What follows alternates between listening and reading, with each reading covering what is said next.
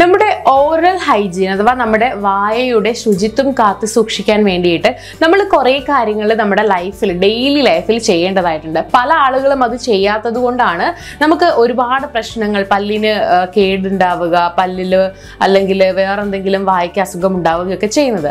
So നമ്മളുടെ daily ലൈഫിൽ നമ്മുടെ നല്ല ഓറൽ ഹൈജീന് വേണ്ടിയിട്ട് നമ്മൾ ശ്രദ്ധിക്കേണ്ട കുറച്ച് കാര്യങ്ങൾ എന്തൊക്കെയാണെന്നാണ് ഇന്ന് പറയാനായിട്ട് പോകുന്നത്.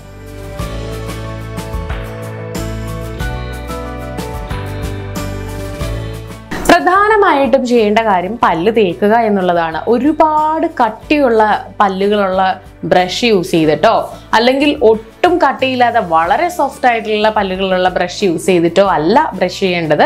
ഒരു മീഡിയം ലെവലിൽ അത്യാവശ്യം പല്ലിന് കുറച്ച് ഒരു ഇതൊക്കെ കൊടുക്കാൻ പറ്റുന്ന രീതിയിലുള്ള ബ്രഷ് ആയിരിക്കണം യൂസ് ചെയ്യേണ്ടത്.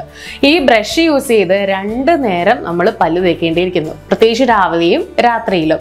ബിക്കോസ് അല്ലെന്നുണ്ടെങ്കിൽ നമ്മൾ കഴിക്കുന്നതിൻ്റെ ഒക്കെ പാർട്ടിക്കിൾസ് നമ്മുടെ പല്ലിൽ ഉണ്ടാവുകയും അഴുക്കുണ്ടാവുകയും ഒക്കെ ചെയ്യും. ഇത് മഞ്ഞ പല്ലുണ്ടാവാൻ കാരണമാകും. ഇതിൻ്റെ കൂടെ തന്നെ ദിവസവും 1 നേരം ചെയ്യേണ്ട ഒരു കാര്യമാണ് ഫ്ലോസിങ്. നമ്മൾ ദിവസവും ഫ്ലോസിങ് ചെയ്തില്ല എന്നുണ്ടെങ്കിൽ നമ്മുടെ പല്ലിനിടയിൽ ഫുഡിന്റെ പാർട്ടിക്കിൾസ്, അതായത് ഫുഡിന്റെ അവശിഷ്ടങ്ങൾ കുടുങ്ങാനും അത് അവിടെ ഇരുന്ന് പിന്നീട് പല്ല് കേടുണ്ടാകാനുള്ള സാധ്യതയുണ്ട്. സോ അത്തരം പ്രശ്നങ്ങളൊക്കെ ഉണ്ടാകാതിരിക്കണമെങ്കിൽ ദിവസവും ഒരു നന്നായിട്ട് ഫ്ലോസിങ് ചെയ്യുന്നത് നല്ലതാണ്. അതായത് ഒരു നൂല് വെച്ചിട്ട്, അതായത് ഇതിന് വേണ്ടിയിട്ടുള്ള നൂലുണ്ട്, അത് വെച്ച് പല്ലിനിടയിലൊക്കെ ക്ലീൻ ചെയ്യുക. ഇനി ഇടയ്ക്ക് ഒന്ന് മൗത്ത് വാഷ് യൂസ് ചെയ്യുന്നത് നമ്മുടെ വായ്ക്ക് ഒന്ന് റിഫ്രഷ്ഡ് ആവാൻ വേണ്ടിയിട്ട്, ബാക്ടീരിയാസിനെയൊക്കെ കൊല്ലാൻ വേണ്ടിയിട്ട് സഹായിക്കുന്നുണ്ട്. അല്ലെന്നുണ്ടെങ്കിൽ നമ്മുടെ വീട്ടിലുള്ള എന്തെങ്കിലും ഹോം റെമഡീസ് പോലുള്ള ലിക്വിഡ് എന്തെങ്കിലും, ഇപ്പോൾ ഗ്രാമ്പൂവും ഏലക്കയൊക്കെ ഇട്ട് തിളപ്പിച്ച വെള്ളം വായിൽ കൊണ്ടാലും മതിയാകും. വളരെ നല്ല ഒരു എഫക്റ്റീവ് ആയിട്ടുള്ള കാര്യമാണത്.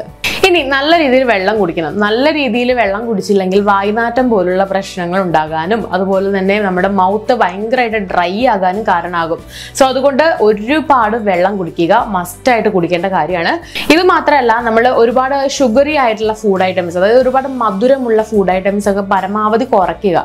കാരണം എന്താണെന്ന് വെച്ചാൽ ഒരുപാട് മധുരം ചെല്ലുമ്പോൾ നമ്മുടെ പല്ലിൽ കേടുപാടുകൾ ഉണ്ടാകാനുള്ള സാധ്യതയുണ്ട്. നമ്മൾ ഈ കൊച്ചു കുട്ടികളൊക്കെ മിഠായി വേണമെന്ന് പറയുമ്പോൾ ഇല്ല പല്ല് പുഴുക്കും എന്നൊക്കെ പറയുമല്ലോ, അതുപോലെ നമുക്കും പ്രശ്നങ്ങൾ, എല്ലാവർക്കും പ്രശ്നങ്ങൾ ഉണ്ടാകും. അത് ഒഴിവാക്കാൻ വേണ്ടിയിട്ട് ഒരുപാട് ഷുഗർ ആഡഡ് ആയിട്ടുള്ള ഫുഡുകളൊക്കെ അവോയ്ഡ് ചെയ്യുക.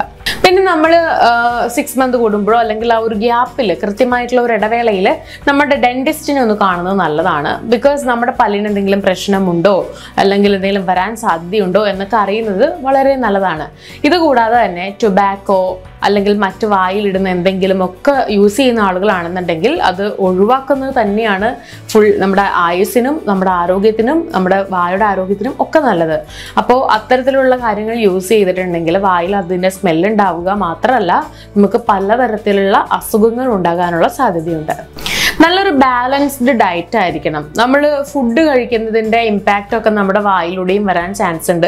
നല്ല ബാലൻസ്ഡ് ഡയറ്റ്, നമ്മൾക്ക് പല്ലിനൊക്കെ ആവശ്യത്തിന് കാൽഷ്യം കൊടുക്കുന്ന തരത്തിലുള്ള, പല്ലുകളൊക്കെ സ്ട്രോങ് ആക്കുന്ന തരത്തിലുള്ള ഡയറ്റൊക്കെ എടുക്കുന്നത് നല്ലതാണ്. നമ്മുടെ പല്ല് കുറച്ചുകൂടെ ആരോഗ്യത്തോടു കൂടി ഇരിക്കാനായിട്ട് സഹായിക്കും. പിന്നെ നമ്മൾ ചെയ്യേണ്ട ഒരു കാര്യം, നമ്മുടെ ബ്രഷ് ടൈമിനുള്ളിൽ തന്നെ റീപ്ലേസ് ചെയ്യുക.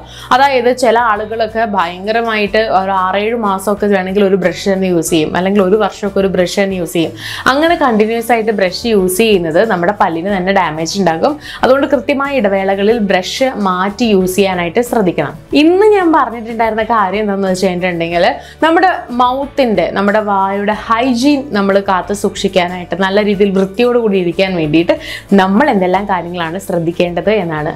അപ്പോൾ എല്ലാവർക്കും ഈ വീഡിയോ യൂസ്ഫുൾ ആയി എന്ന് വിചാരിക്കുകയാണ്. അതുപോലുള്ള കൂടുതൽ ടിപ്സുകൾക്കായി സമയം മലയാളം സബ്സ്ക്രൈബ് ചെയ്യൂ.